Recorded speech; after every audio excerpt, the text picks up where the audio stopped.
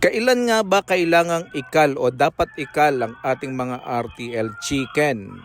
Ayan, ang tanong na yan ay sasagutin natin pagkatapos lang ng isang maikling intro.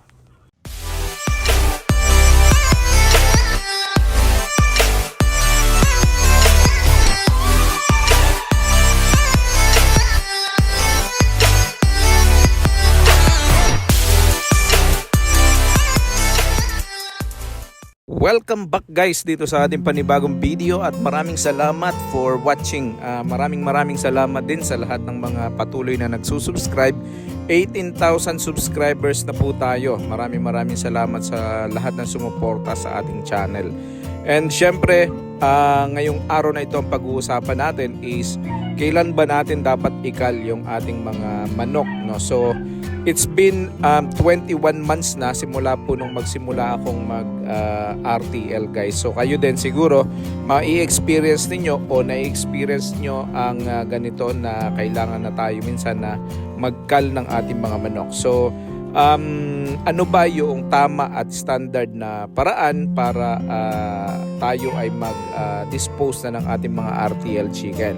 So bago yan, kung kayo po ay bago sa ating channel ay paki-subscribe naman ang ating channel at i-comment nyo din sa comment section below kung saan po kayo nanonood ng ating mga video. Ayan. So okay guys, kailan ba natin sila dapat ikal, no? So ako po, ang experience ko is ngayon 21 months na po ang ating mga manok. So bumaba yung ating production kaya tayo ay nagsisimula ng magkal, no? So guys, ang pagkakal ng manok ay hindi nakabase sa gaano katagal na ang edad ng manok, no? Sometimes kapag maganda ang pag-aalaga natin ng ating mga manok, lumalampas pa ng 24 months, yung iba nakaka 28 months, 30 months, no? Depende yan sa klase ng pag-aalaga ng ating mga manok, no? So ito pong first batch ng ating mga manok, ito po yung unang-unang manok na inalagaan natin. So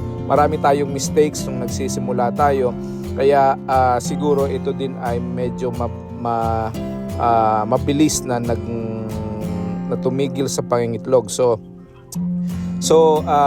standard po sa industry is 20 months ang pagkakal ng manok. Yan yung mga malalaking mga poultries, yan yung mga sobrang dami na hindi nangingitlog sa kanilang mga poultries.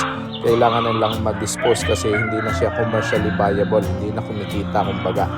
Pero sa atin mga backyard farmers, hindi naman yan kailangang sundin kung ang ating mga manok ay nangingitlog pa ng mas mataas kaysa dun sa ating expenses, kumikita pa ang ating mga manok, pwede pa nating i-keep yung ating mga manok at pwede pa nating hayaan na mangitlog. So like I said, kung maganda ang pag-aalaga ninyo ng mga manok, hindi masyado problema yan. Kahit 24 months na, kahit 28 months na yan, nangingitlog pa rin at mas mataas pa kesa sa inyong expenses, pwede pang ipagpatuloy ang pag-aalaga. Now, so bakit ako nagkakal guys at bakit ako sinabi na may mga pagkakamali tayo na nauna? At ito din ang gusto kong i-point out kasi gusto ko na ito ay wag ninyong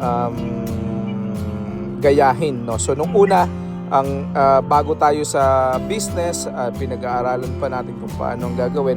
Tayo ay katulad ng mga naunang mga beginners, yung lahat ng mga beginners na katulad natin, excited tayo nang dumating ang mga manok natin. No? Nakakita tayo ng mga itlog na bumabagsak na, nagkakaroon na ng drops yung ating mga RTL chicken, naging excited tayo. So ako, ang nangyari, ang ginawa ko, pinakain agad namin ng layer feeds yung aming mga manok as soon as na may mga nag-drop na mga eggs na, no? So isa yon sa mga unang-unang pagkakamali ko na dapat hinintay ko talaga na mag-mature yung mga manok bago ako nagpakain ng layers at hindi ko agad binigyan ng egg 1,000, no? So ang aking mga manok, dahil binigyan namin agad ng layers, hindi na kami nag-pre-lay, layers agad yung pinakain namin, automatic nang itlog agad yung mga manok namin na pwersa ng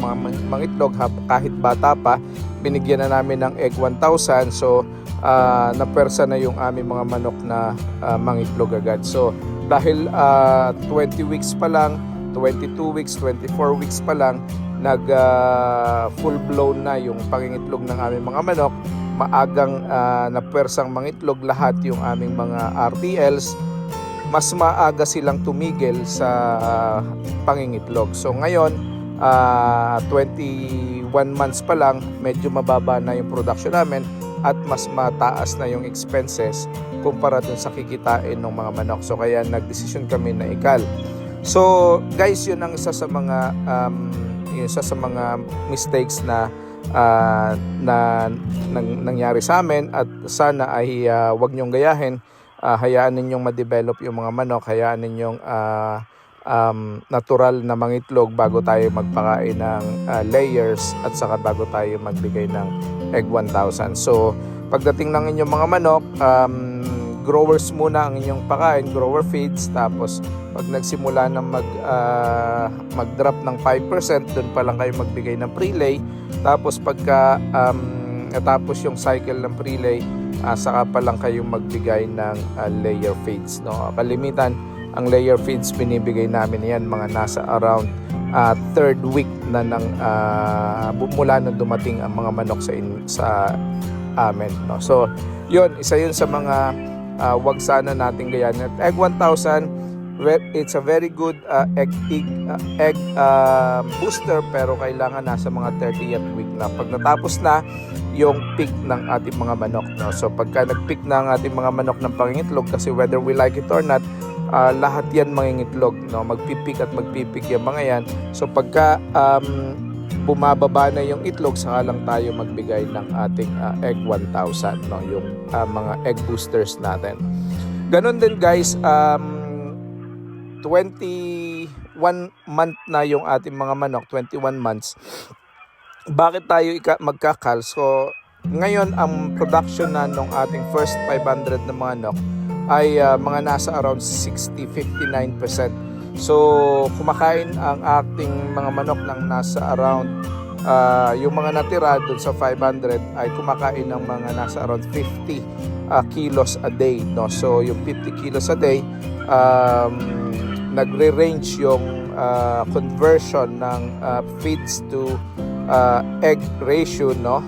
Mga nasa around 4 or 470, 490 pesos per egg ang nagiging cost ng ating production sa feeds pa lang. So hindi natin nasasama diyan yung bayad sa tao, hindi pa natin nasasama yung bayad natin sa electric, yung ating mga other expenses, no? So nung kinenta namin, hindi na siya viable, no? Hindi na siya business viable. Lugi na tayo sa expenses pa lang pag binenta natin yung ating mga itlog ng 7 pesos, no? At kalimitan ang computation natin generally sa ating mga itlog is 7 pesos, no? So dahil medyo madami-dami din yung production natin, hindi natin pwedeng i-compute na mas mataas pa dyan, no? So kapag ka mababa sa production cost yung ating income, hindi na yon business viable, no? So, hindi na natin pwedeng patagalin pa dahil kakainin lang nun yung mga profit natin dun sa ibang mga batches, no? So yon ang reason kung bakit tayo ay magkakal na ngayon. So pag nagkal tayo, pwede natin na ihiwalay na yung mga manok, i-discard na yan, tapos linisin na natin yung ating mga poultry, tapos saka natin disinfect, ayusin na yung mga nasirang mga cages, yung mga baradong mga painuman, yung mga drinkers, ayusin na natin lahat yan. At pag naayos, pwede na tayo uling maglagay ng panibagong mga manok, no? So mga nasa around 2 to 3 weeks na bakante ang ating mga poultry, mag-disinfect na ulit tayo, maglinis, repair, at saka kung ano-ano, saka ulit tayo magkarga ng mga panibagong pullets, no? So guys, kapag katulad nating mga backyard farmers, kailangan ay mas maganda na mas mahaba yung buwan ng pangingitlog ng ating mga manok, mas profitable yan sa atin. So kailangan alagaan natin ng maayos ang ating mga manok.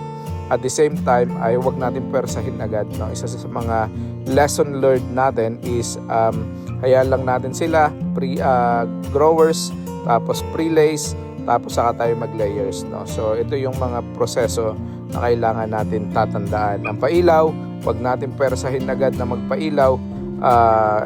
Imagine niyo na yung mga manok natin mapersa na pangingitlog, maraming mga mortality ang ating mga mararanasan, no? So yun lang guys. That's one of the main reason kung bakit tayo magkakal at kung kailan tayo dapat nagkakal, no? So ang tinatawag nating kal ay yung mga manok na hindi na masyado productive, no? Hindi na nangingitlog ng ayos. Nangingitlog pa rin sila pero hindi na everyday, no? Madalang na sila mangitlog, almost about 3 times, 4 times a week na lang. Pagka ganon, lugi na tayo sa ating expenses at kailangan na nating dispose. So magkano naman pagka i-dispose natin? So kalimitan ang presyo, nakadepende yan sa inyo, 120 kapag maramihan, yung paisa-isa lang 150 ang per head ng ating mga manok. So makre-recuperate natin yung ating mga expenses kahit paano kapag nabenta natin na ganyan. So yun guys, ito yung time na end of the cycle at tayo ay kailangan na mag-replenish ng mga bagong manok. So yun lang, God bless and see you all sa susunod nating video.